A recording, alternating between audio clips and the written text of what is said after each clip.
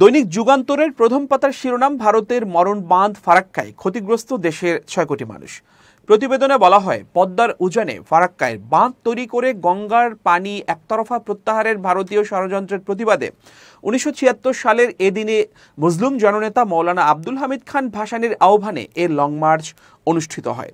দিনটি ফারাক্কা দিবস হিসেবেও পরিচিত। পানির ন্যায্য হিস্যার দাবিতে বাংলাদেশের অবিসংবাদিত নেতা মৌলানা ভাসানীর নেতৃত্বে এ লং মার্চ আঞ্চলিক ও আন্তর্জাতিক পর্যায়ে ব্যাপক সাড়া ফেলেছিল।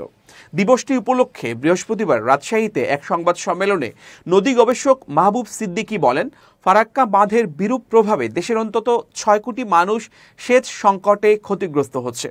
গঙ্গা পদ্মার প্রায় ২,০০০ কিলোমিটার নৌপথ অকার্যকর হয়ে পড়েছে।